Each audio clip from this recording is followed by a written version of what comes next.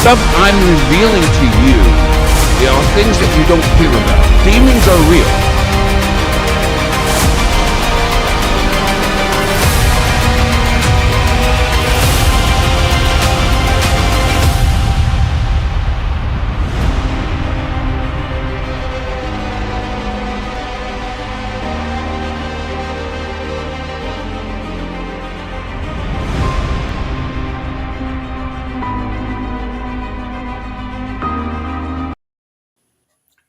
Well, hello there. Welcome to the unseen room where we dive deep into the mysteries beyond the world. I'm your host, Archbishop Ronald Feyl Enright, and each week we explore the supernatural, the diabolical, the demonic, and the unseen forces that influences our lives. Joining me, as every week, is our distinguished panel of experts. We have three experienced clergy exorcists and who are armed with wisdom of the ancient rites as well as spiritual insights, alongside a skilled psychiatrist who bridges the gap between the spiritual and the psychological. We invite you, our listeners, to call in with your questions and experiences, whether you're facing unexpected phenomenon, suspect demonic influence, or know someone showing signs of demonic possession, which is rare, but it does happen. We're here to provide guidance and understanding. Together, we tackle your most pressing questions and share real life experiences as we seek to illuminate the shadows with truth and insight. Prepare to this venture into the realm where both known and unknown as we confront the mysteries that lie beyond the veil. Thank you for joining us on this journey into the unseen realm. Now, I want you to know that I rehearsed that many of times. I said, I want to make this sound really genuine. And forgive me, I'm not an actor. I know that some people may think I play an actor, but no, I'm not an actor. I'm just a humble clergyman. And so what you just heard is everything that I was thinking. If it didn't flow smoothly, I'll have to rehearse a few more times. In any case, this brings me to the point of our main program. Our main program is not me or any of our guests on the panel, which they're very distinguished and I honor them, but you. You're the most important thing about this show. We're going to hear your questions, and all together we're going to collaborate and come up with an answer and understand that you're not the only audience we have. We have the darkness. The darkness is all around us, and they're listening as well. They're probably like trying to come up next to you and just kind of like tempt you into something that you may or may not hear. Hopefully, everything you hear will be useful information. I want to thank Dr. Adrian for being with us. He's a psychiatrist. He's a man that believes in God. He's a man that knows so much about life because he's lived it. I mean, let's face it. But his state of education is so high, and many people don't know this, but he happens to be not only a psychiatrist, but he's also a professor. He's taught psychology. He's taught this in various universities. This man is so incredible and has practiced psychiatry for over 50 years. I am so honored to have this man as part of our panel. Thank you, Dr. Adrian, for being with us. Truly, thank you. Thank you so much for having me. Okay, then we have Dr. Reverend Glenn. Now, Reverend Dr. Glenn is another man who knows all about life, mainly because he's been there from the very beginning of time. Well, maybe not the beginning of time, but pretty close to it. He's been around the world and through the jungle, and he's been bitten by every mosquito that you could think of. Every snake probably tried to bite him. He is so he's such a warrior that he stands up to the darkness and says, "No, it's not your turn. It's our turn, and we're going to be victorious." And this is a man that truly knows how to be a warrior for God. Thank you, Reverend Dr. Glenn, for being with us. You honor us with your presence. It's my honor, Archbishop. Thank you. And then, of course, we have the legendary Bishop Dr. Joshua.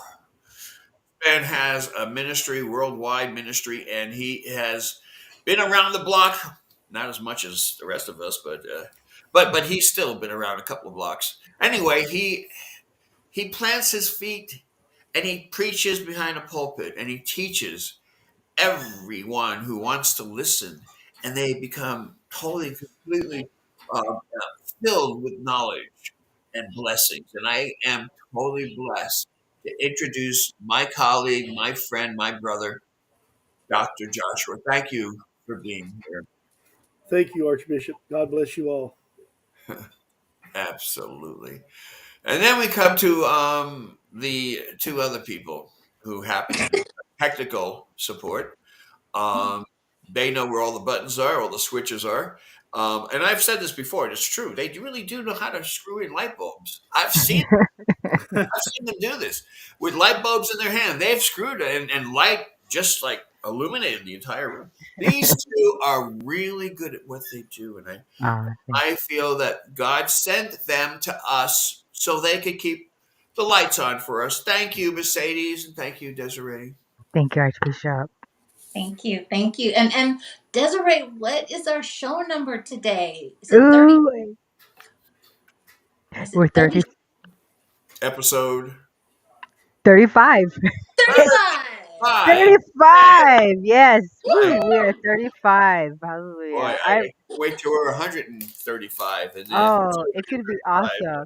so on. And Oh, that'd be and thank great. you to everybody that's been here every time, 35 times. I believe, I know, pretty sure that Lady Warrior has been. I'm pretty sure. So we thank all of you out there that are on the chat and that are listening to this show and that are watching us on YouTube. Just remember that you go to Ronald Feyl Enright on his YouTube channel and, Mhm. and subscribe to that because he puts out these videos and we this is streaming from that right now also. So be sure to subscribe and like to everything. Thank you.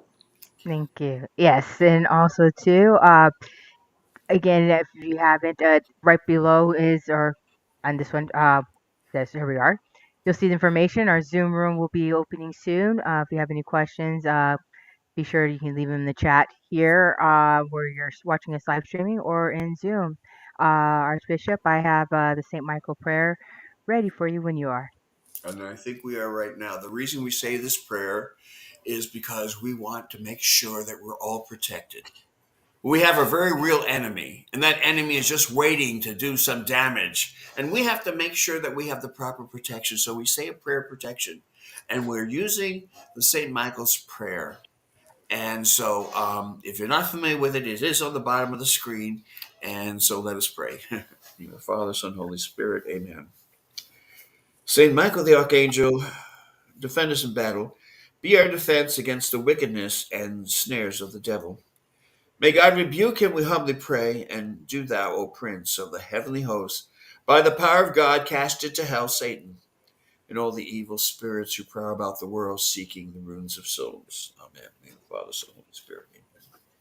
Amen. Once again, I'm so happy to see all of you, and I can't wait for the first question. So, ladies, what is the first question? Who has the first question? I have it. All right. Question number one. It almost feels like a game show when I do that. Okay. Is there a difference in how you deal with the cultures and the dealings with demonic influences?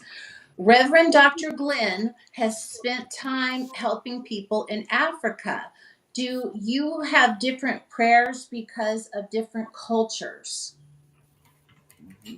Well, No, yes, okay. I would rather answer it in this kind of way mm-hmm. and say the culture influences the mores and the way people interact with one another.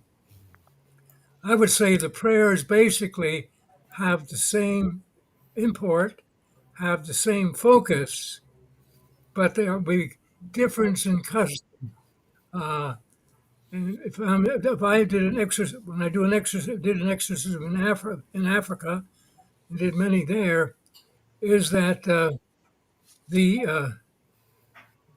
not the methodology of doing exorcism, but the ambience of doing it. Like for example, the people would make like a circle around the hut or the building we were at, and they'd be oodulating, and they'd be praying. So that's a little different than we experience in the American culture. But I don't want to be long-winded, but to say the thrust and the object of any of the prayers are pretty much of the same taste and taste. Some of the words may differ, but the focus is the same. The Satan in Africa is the same Satan who's also in the United States. So, you're fighting the same enemy no matter what the cultural surroundings are. I hope I haven't been too wordy and I've answered your question. Thank you. Very good.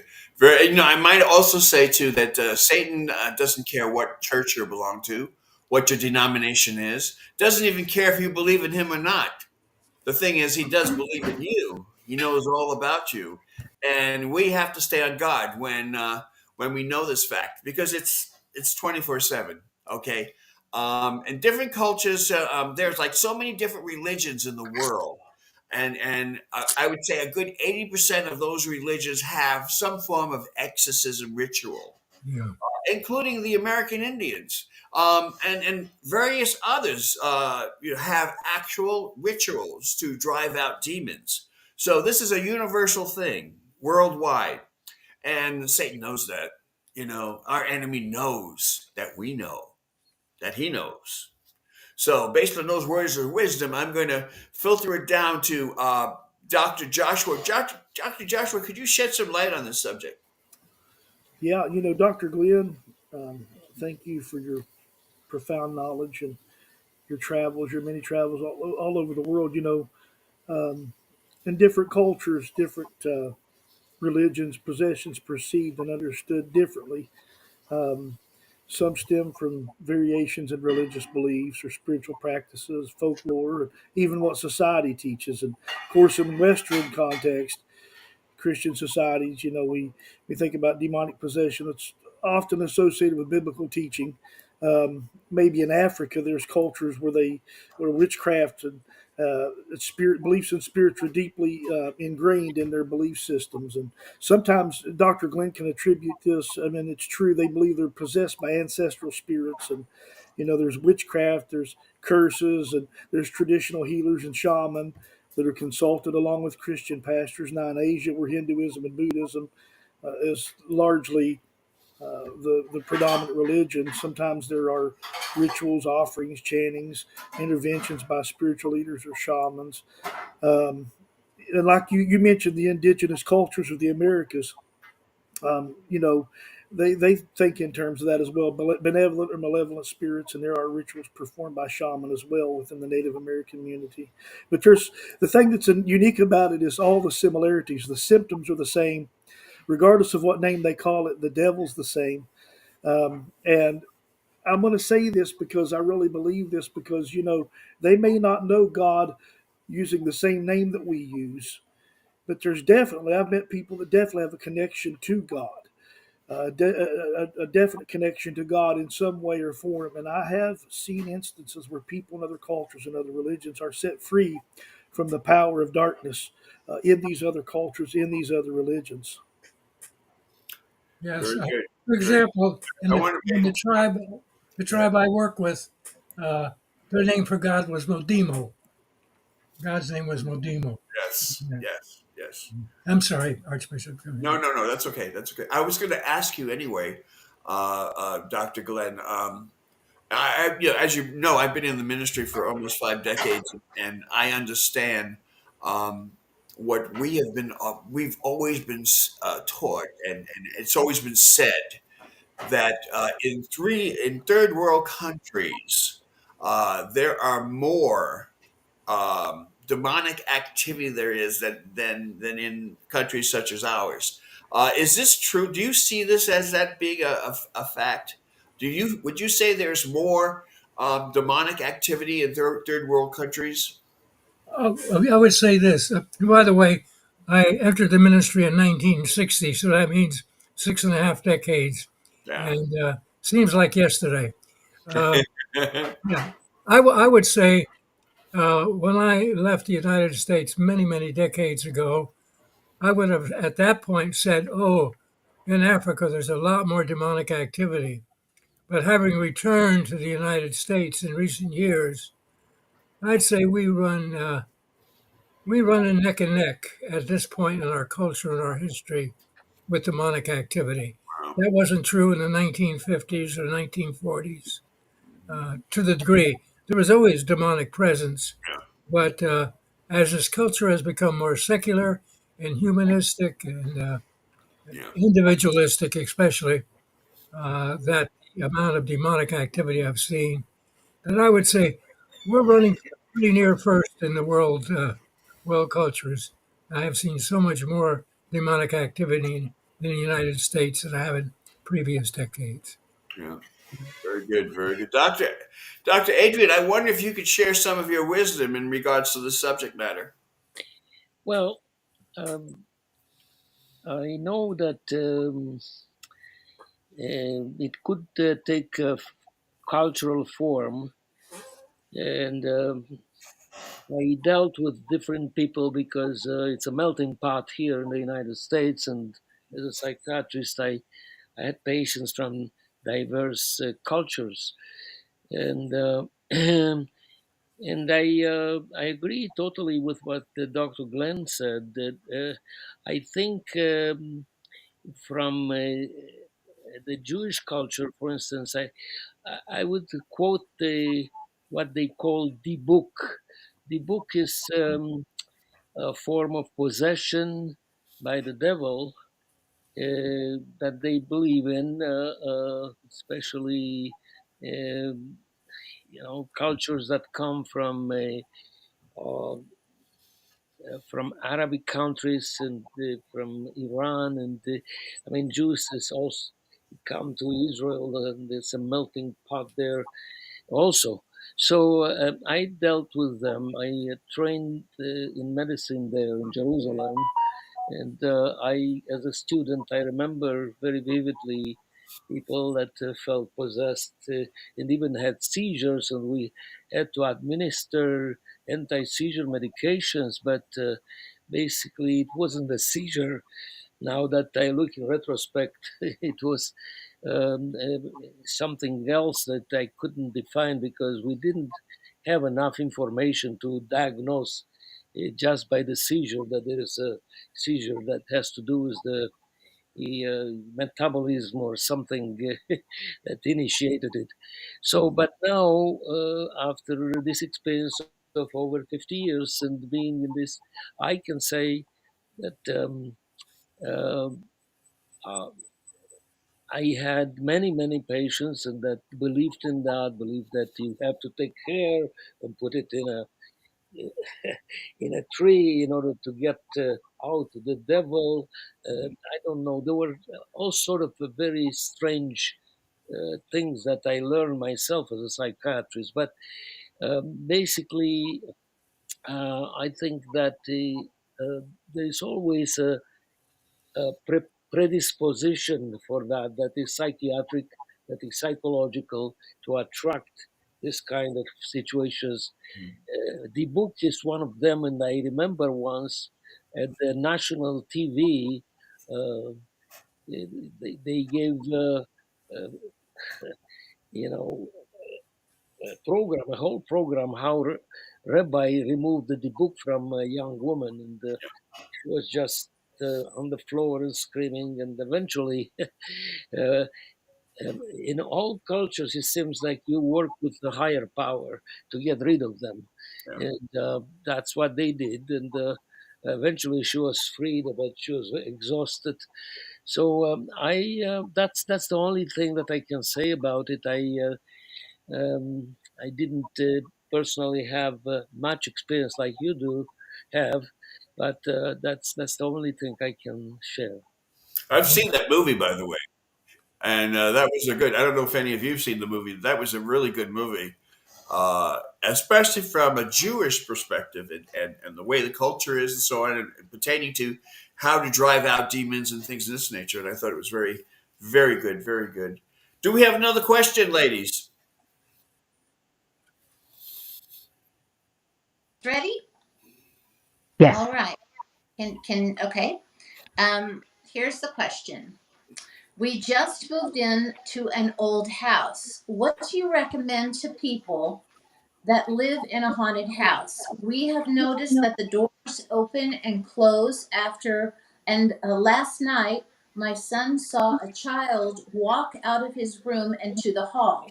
We think that it may be the one who is opening and closing the doors. Okay. I'm going to take this first, this question, and then I'll have my colleagues give their input. Um, Knowing, if you know beforehand that you're going to buy a house that has something happen, like some kind of incident, and the house is demonstrating signs of a haunting or even a demonic infestation, I'd think twice about buying the house. I mean, it's like you're trying to invite a nightmare into your life. I mean, why even do that? But if you buy a house and you find out afterwards that it is haunted and there are certain things that are happening in the house, I would suggest you do one of two things.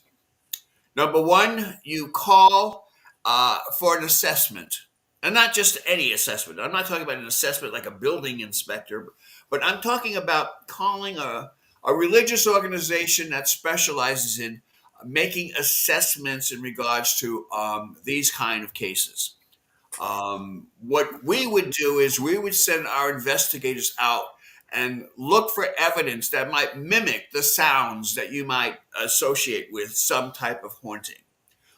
Anything from a low vibrations or low pitch sound that may create certain sounds, and certain things might at least your perception will be distorted because of what's actually taking place because these things are happening. Not necessarily spirits, not necessarily a true haunting or any demonic issues, but maybe the house needs to be attended to, at least in a physical way. Maybe the floorboards need to be inspected.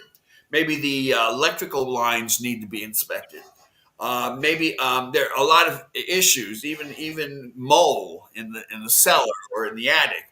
Um, so many other things can mimic these various haunting things. I would say that, but even before then, and even if the house isn't haunted, or even if you just bought the house, you haven't moved in, I would say and I would suggest that you have the house blessed. Have the house blessed by a priest or someone in your religious community to bless the house. And they do that by using various elements, various sacramentals. They walk into every room in prayer. And as a result, at least you know that that portion of your protection has been completed. I would suggest that. But going one step further, let's say that you've already gone through that process. And let's say that you've already moved in and things are happening. You see full apparitions and things of this nature. There are a few things you need to understand, and a few things that you need to do. Number one, who is actually seeing these various spirits? Who's actually seeing a full apparition that's traveling in the house or going from one side? Is it one person or has everyone in the household seen the same apparition? If it's only one person, it could be many things. It could be many things that are not spiritual. It could be many things that could be medical. It's many things that could be even psychological. If the person is taking medication, it could be many different things. It depends. Now, if everyone in the household is seeing the same thing, the same apparition, okay, and experiencing the same supernatural things, then obviously you need to take a good second look and have professional assessments. Investigators actually do a complete assessment, a complete walkthrough through each and every room, and then they will do a research in the property. They'll do a research in what's happening around the property. if there were anything in the on the internet regarding rituals that may have been done in the property, around the property, or inside the house. There will be some publications out there if the house has some form of history in that respect. If that be the case, at least they'll take that in as they continue their assessment. They will also do an assessment on the individuals that live in the house. If everyone is seeing the same thing, then everyone has to be interviewed, and they have to be asked certain questions. And they do this in a very analytical way to sum up some answers. Now, our group works with psychiatrists. As you can see, we have a couple of really good guys that actually do this. What they'll do is they'll look at the evidence and they'll give us their professional take.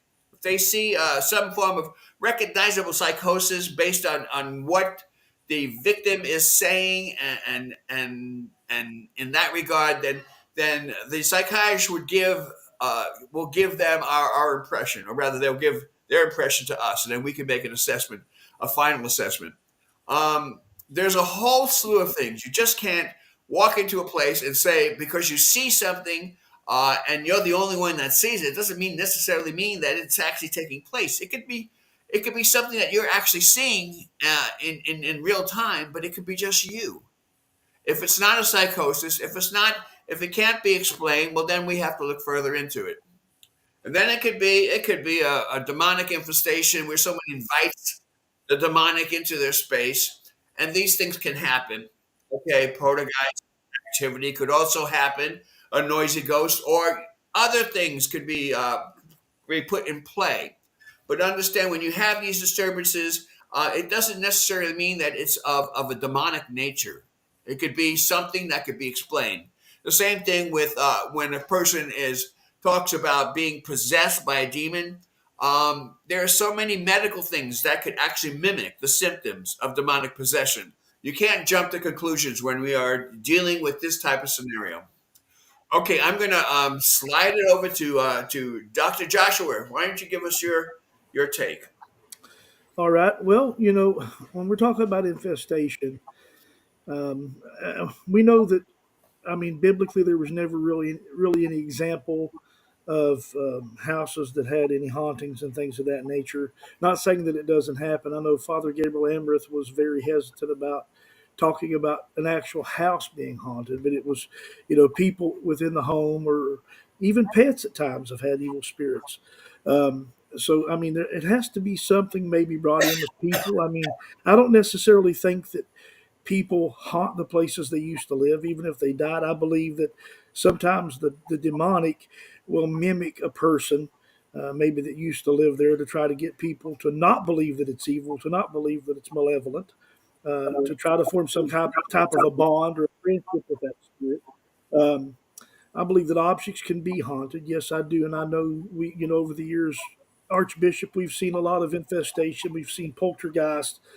We've seen a number of different things that have transpired in the supernatural. And I think, though, sometimes I believe that people are suffering what we call demonomania. And what that is it's a desire for that to be what's going on. There's a interest in demonic possession, oppression, possession, infestation, and Hollywood has helped people to be so drawn to that, so drawn to the darkness, so drawn to these things that I think that everything we hear that goes bump in the night, we automatically equate to a demon, a demonic spirit. Um, and like you said, and we've talked about before, Archbishop, we've had people that have called in or that have come to us presenting symptoms of demonic possession, whole families, and when they went under the house to do a check, there was black mold, and that's why everybody was sick. So not everything's demonic in nature. Sometimes it is something. There is something going on in a person's chemical, biological makeup of their brain that's causing them to hallucinate or to see things. Now, if it's more than one person, I don't believe that's mass hysteria. I believe that they do see and are seeing things and are experiencing things. But I believe that we're so ready to check it off as being demonic.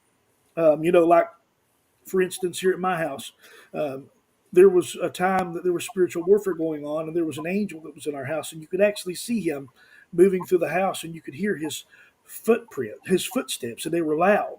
And my wife asked the Lord, said, Lord, please let him quieten down. He's going to wake up the children. Our kids were young.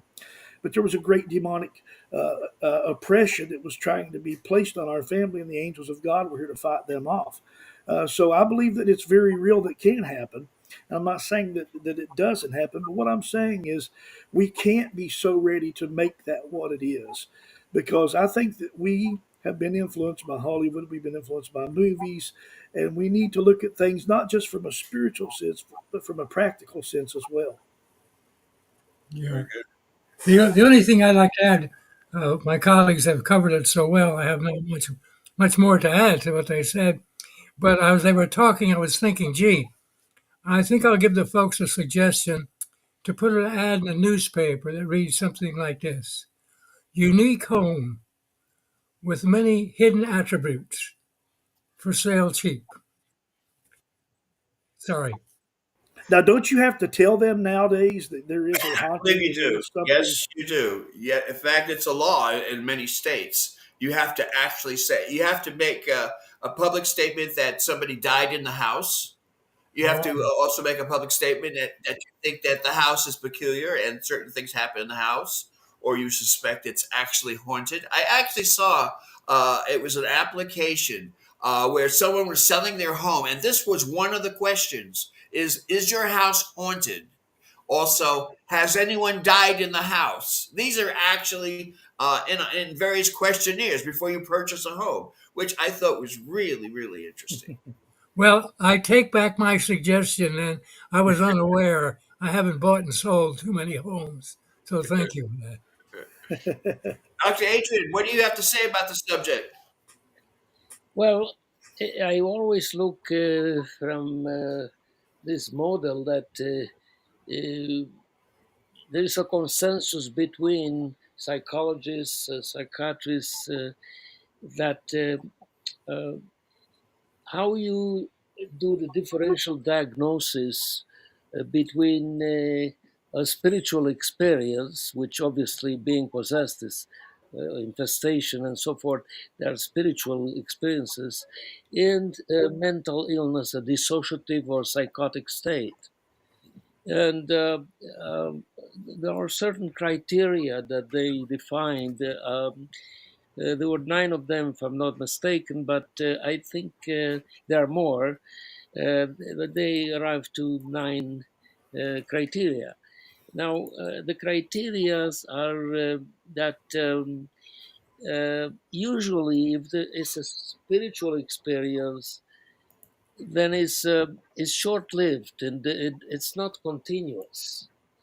Um, if it's continuous, it's more like a psychiatric condition, a dissociative state or a psychotic state, and it has to be addressed by an expert in this field. Um, in most instances, it seems when it's something that occurs so often and is mostly um, a psychotic or dissociative disorder. Very rarely you find a real possession, like the book that I mentioned before. But um, you find in these people uh, that have just a spiritual experience, that they are not uh, impaired in terms of their social functioning. They don't have serious psychological suffering. Um, that's what happens now. Though sometimes they may be very scared of this spiritual experience, being possessed. Um, then there's, as we discussed before, it has to do with different cultures. At different, it's considered as normal. Uh, then you find the how you say, people have more control over the experience. Um that that's some uh, there is comorbidity in psychiatry, we have other conditions that are associated with them, whether they are medical or psychiatric. So that's basically that I would mention. But certainly, in most of the cases, in my experience, there was psychosis or dissociative state. There wasn't spirit possession. Yeah. So we treated patients; they got well. Not all, but you got considerably well, most of them. Very, very good. I love this topic because we know this topic very well. We live this topic. It's one of the many chapters in our experience, and it's a wonderful thing. That was a great question, and all of you did wonderful. Oh my gosh, what a wealth of knowledge! What's our next question, ladies?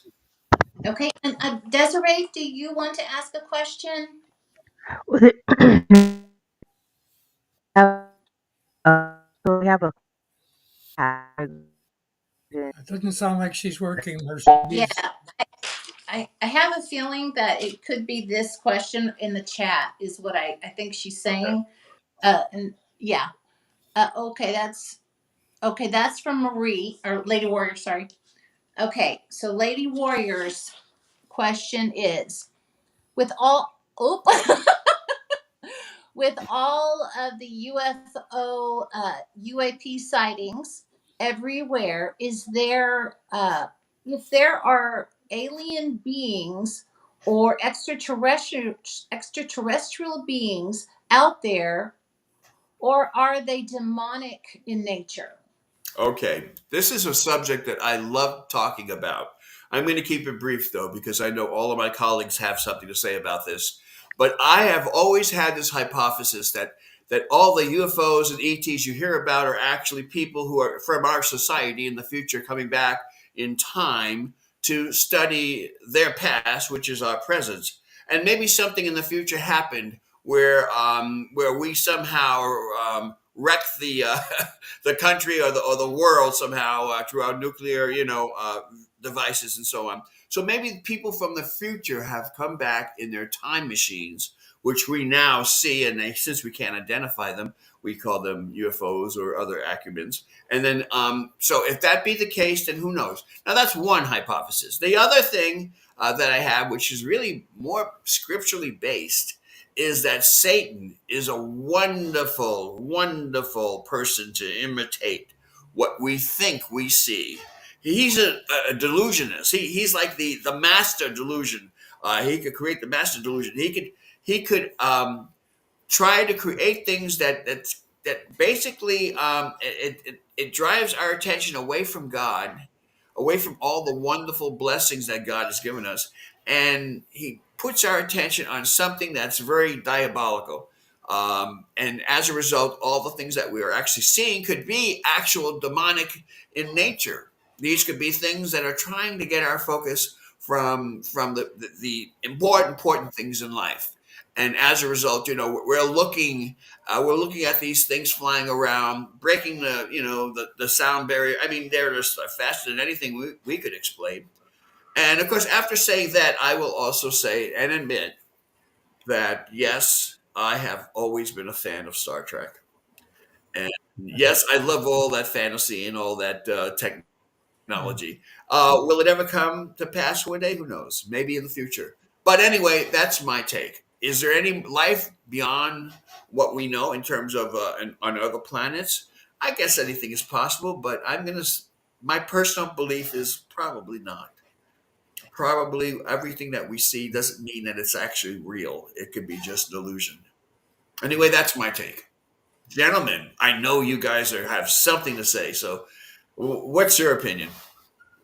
Well, I'll go ahead and start.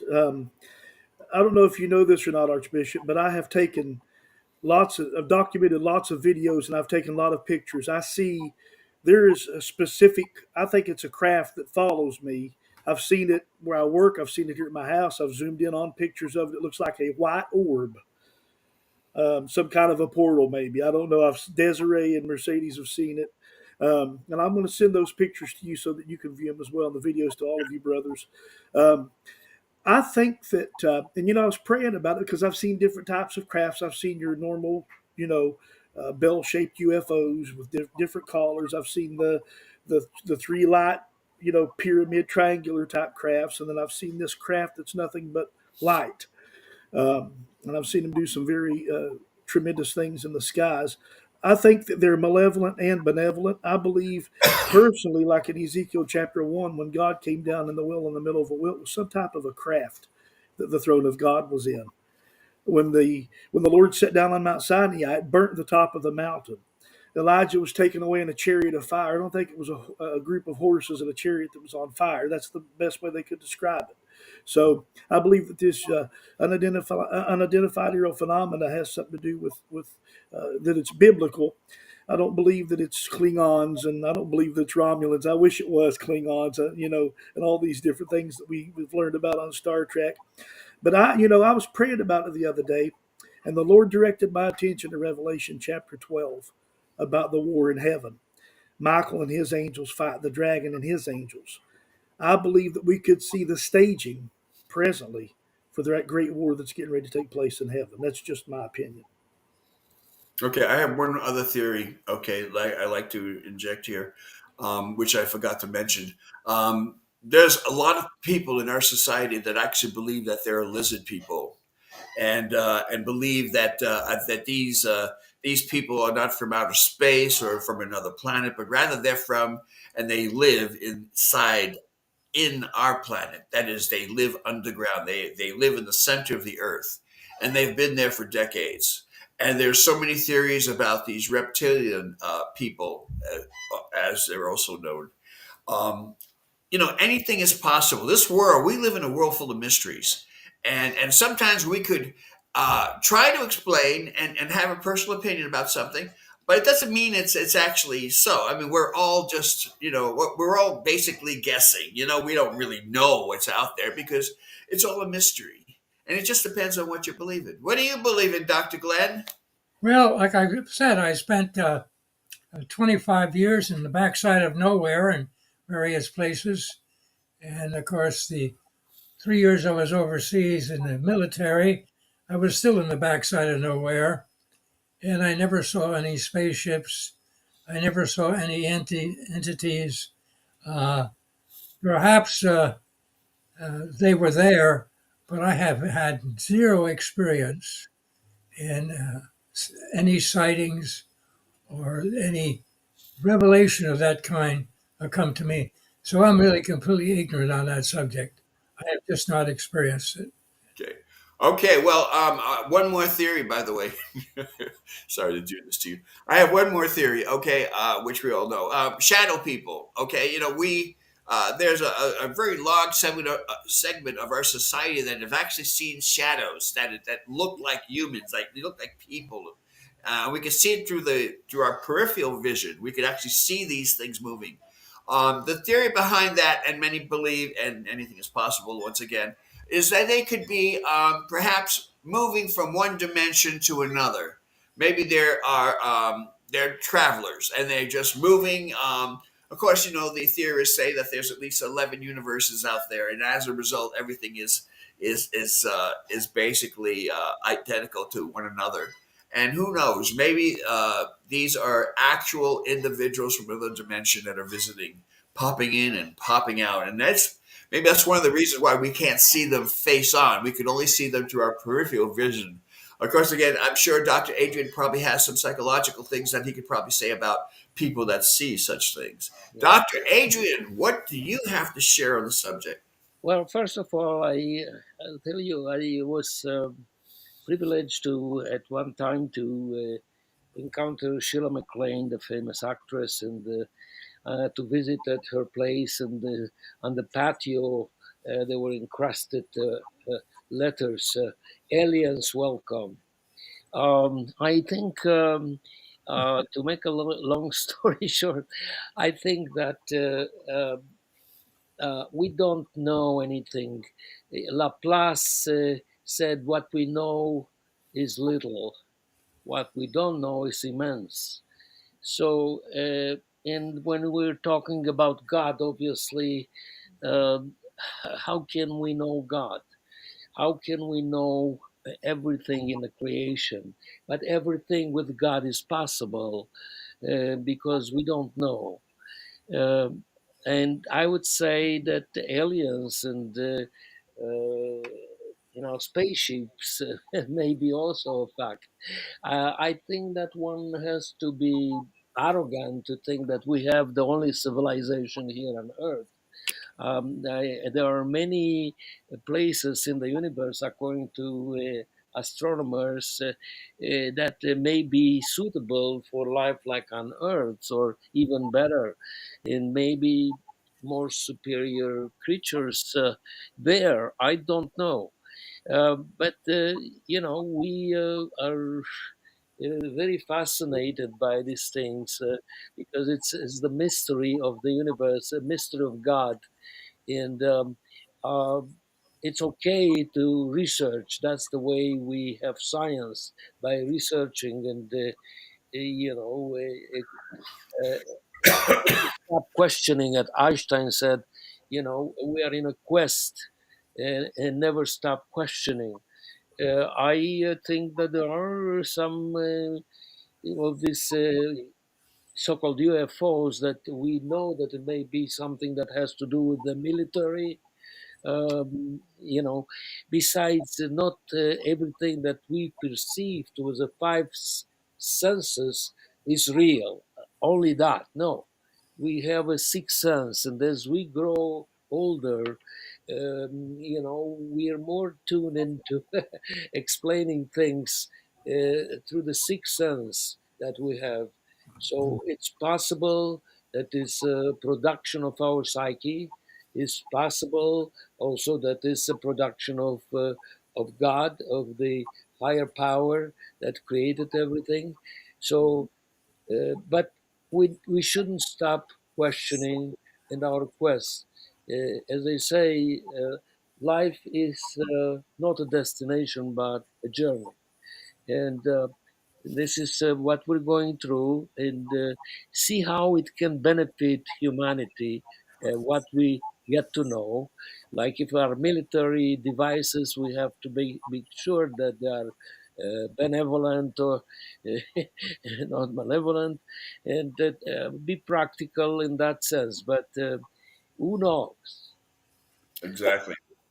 Who knows? I know one thing. I know that we're all going to go on a journey to the next question that one of the girls may have for us. So, what All is our right. destiny? The next question is, and this is from a member of our audience: how close does schizophrenia mimic demonic oppression? Oh, Oppression? Doctor, you want to answer that? Dr. yeah. Well, many times, I would say many times. In my experience, I had very resistant cases of schizophrenia that would not respond to any medications. And believe me, there's a whole armamentarium of medications, antipsychotics, and psychotherapy, and different types of psychotherapy. Um, and in my experience, what got closest to help is combining the spiritual with the physical treatment. Uh, Spiritual, like we see psychosis through alcoholism sometimes.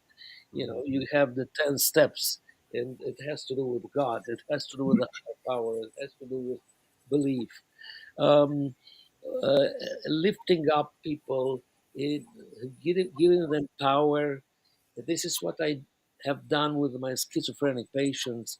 As I mentioned in the previous podcast, I had a patient, a schizophrenic, for more than 30 years, 35 years. So, and and he died recently at age 66.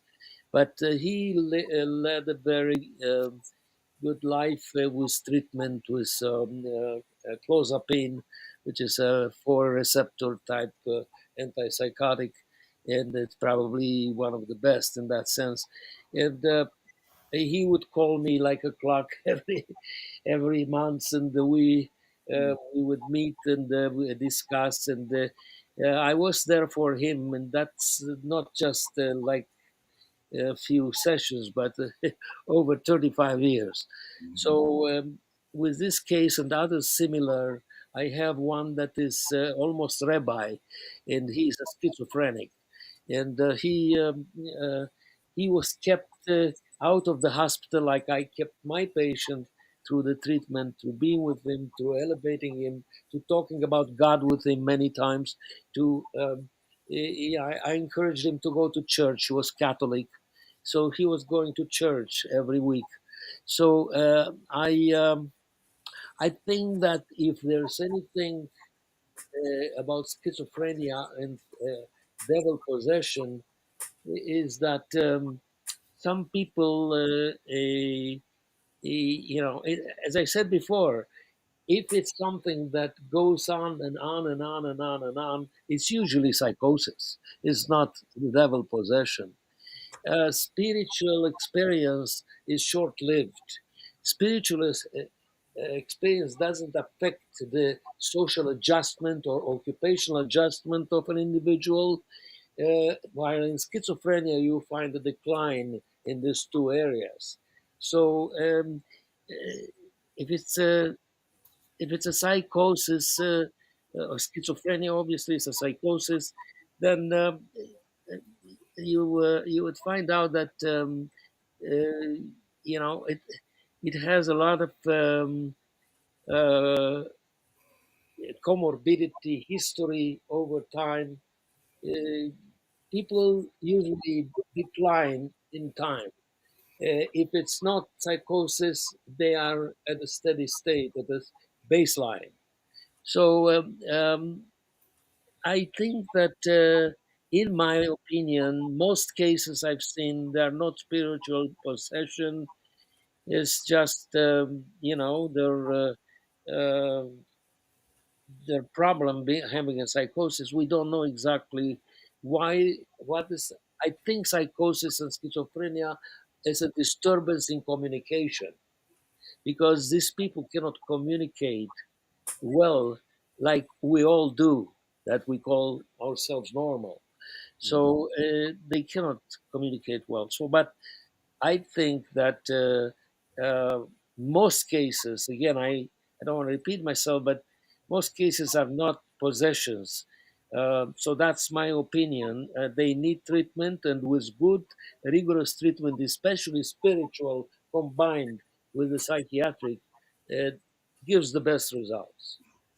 Okay, I'm going to talk about what we do, because any form of mental illness and demonic issues, they run so close together in terms of what we see and how we interpret what the condition is. It's hard to make a diagnosis in regards to what the person is actually demonstrating and experiencing unless we do our research, or we have to research the patient or victim in this case and see exactly where things are coming from. You know, we're familiar with cause and effect. Well, there has to be some cause to begin with in order for the effect to take place. Okay, back in the early 80s, I created a questionnaire that we actually do an assessment on an individual and try to determine what makes a person more likely to be demonically possessed or have a mental illness or have some other issue. And there's always all these things that seem to be connected, and then the one connection that all of these things have in common is, of course, the patient or the victim in this case.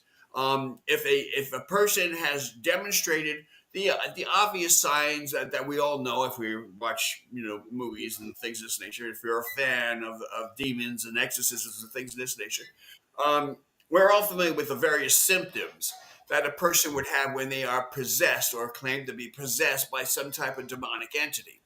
And we study these conditions, each condition, and if you do it from a psychological point of view and you parallel each condition, you'll see the similarity is so close.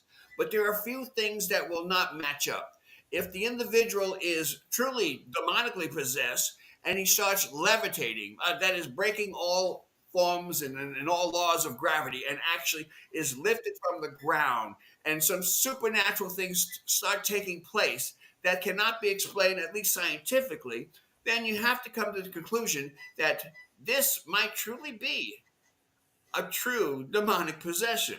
If the person is able to do certain things that would be totally impossible to do. Now, understand there are medical conditions where a person could actually lift 5 times the amount of weight that they have. They can lift up, 4, 5, 600 pounds easy. Okay, in under certain conditions, under certain medical conditions, when certain things happen in the individual. However, there are things that also take place where the person is possessed by something supernatural, where things cannot be explained. And when that happens, you need to actually, it's a funny thing. I happen to have a course in demonic profiling. The actual behavior of a demonic entity, and there are many, can actually be identified by case by case by case. Either, in other words, every patient that has some form of demonic has a certain amount of personality that takes place. Whether the person has a physical a manifestation that takes place, such as the eyes may turn a solid color, the hair may change, their features may change, all these other things. Again, some of these things can be explained medically for the eyes changing and so on. But if things happen beyond that, where the individual is transformed and manifests something else other than a human being. There have been many cases, and I can attest to this, but a lot of my priests and bishops can also attest to this, where the victim resembles some kind of a reptile, like a serpent, where the individual will actually transpose the body. The whole body will actually change its form, and it'll look like a snake. Unbelievable, I know. But you know what? These things that are unbelievable are really hard, very hard to prove unless you're in the room and actually see it take place. Those of us who are active in this ministry and actually do exorcisms and do assessments can attest to the fact that these things actually do happen. Yes, mental illness and demonic issues, demonic possession. Yes, they do mimic one another from time to time, but there's certain things that cannot be mimic. For example, as I mentioned, the levitation, the other things that may take place in the room. A lot of people that study psychology will tell you that there are things like things flying around the room that could probably be explained if there's younger people in the family that are creative and they could use what's referred to as psychokinesis, where things can actually move, take place, based on their thought process. This has been proven. Psychokinesis is a real thing.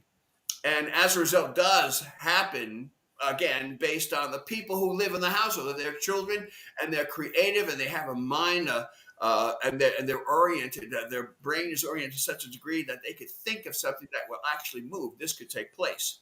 In a lot of investigations regarding demonic hauntings, okay, we walk into it and we see things flying around. First thing we do is we look at the people who occupy the house.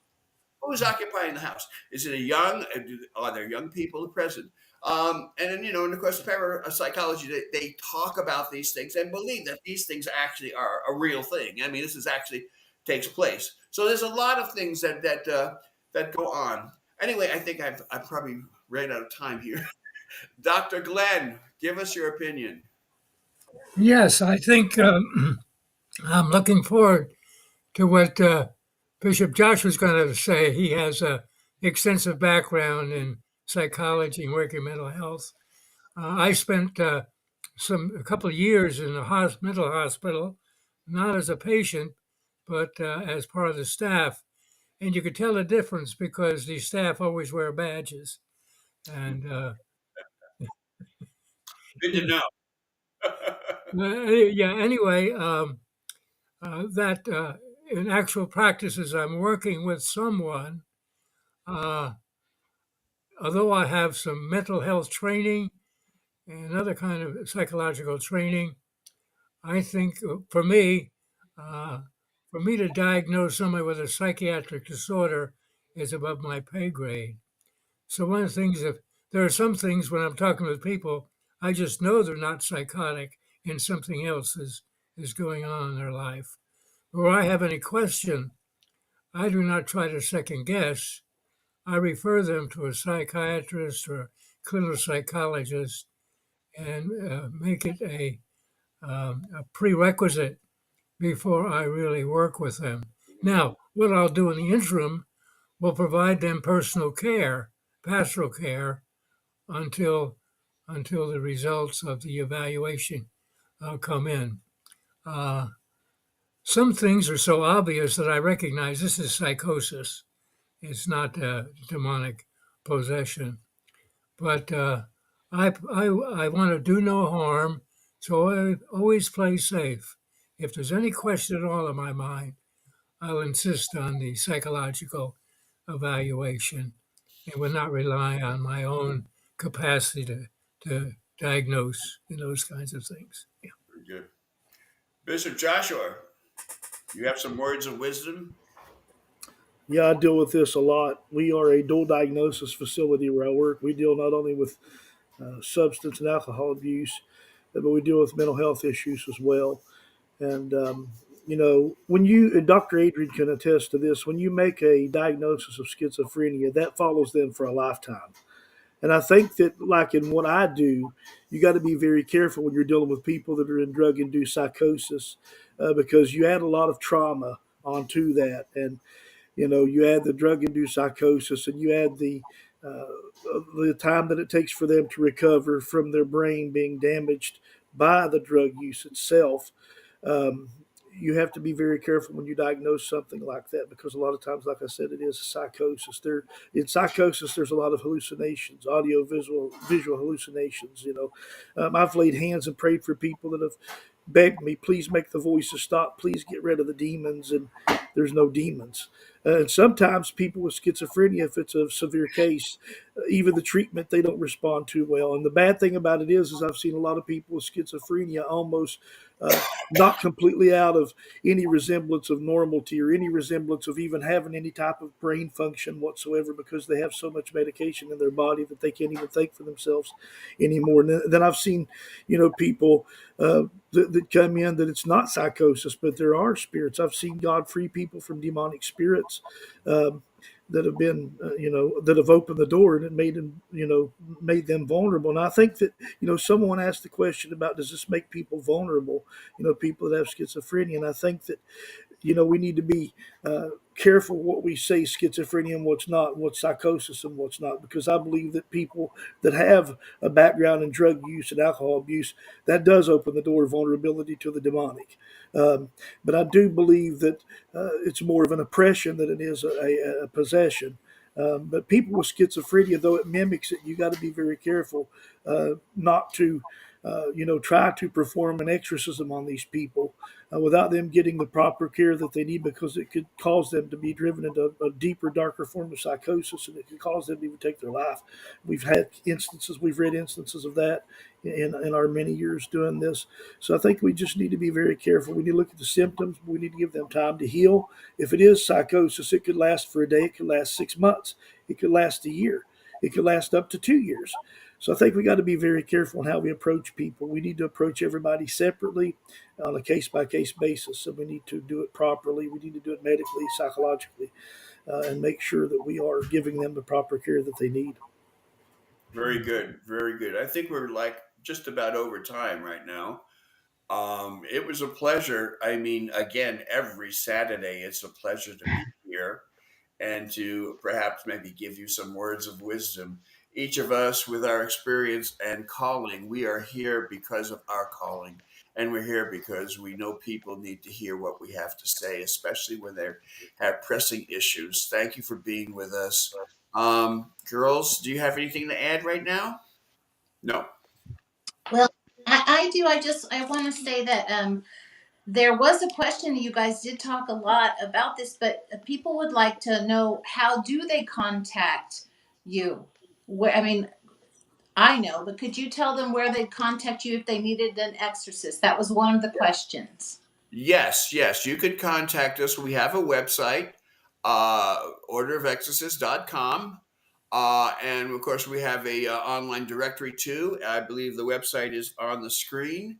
If you need to email us, you could email us order of exorcist dot is it dot com? No, it's order of exorcist at gmail.com, right?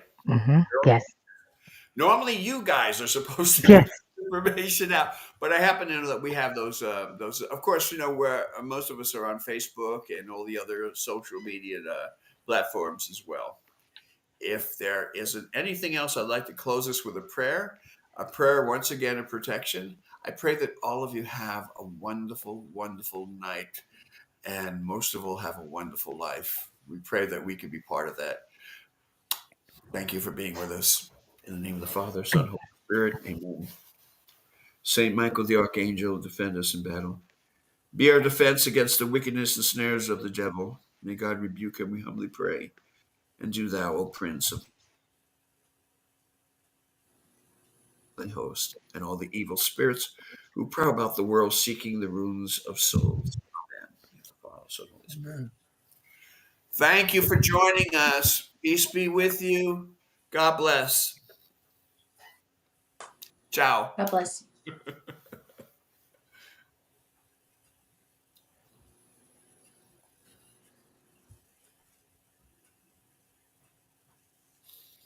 Take this moment to invite those that are needing help from these incredible people on this panel, these experts that deal with all of these issues. We invite you. Desiree and I are here to take your messages, and I'm sure Desiree we can go ahead and give them out the email and things that they Yes. need. We do invite you to please send in your information so we can help you.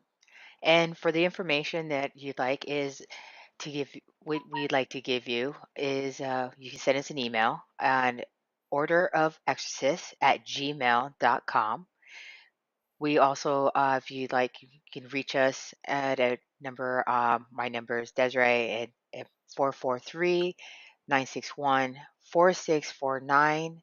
Again, it's Mercedes, and her number is 520-261-3171. We are on East Coast and the West Coast, and we are available. We are also on social media online, so you can reach out on Facebook as well as any other social platforms. We are expanding our online presence as we do this. We will be announcing other ways. We are also on YouTube of Unseen Realm as well. And if you have a story or a situation that you'd like to share and have our expert panelists evaluate and assess, please, the light is there for you in this darkness. Okay, we do care and we do understand. God bless you. God bless you. Be a better you.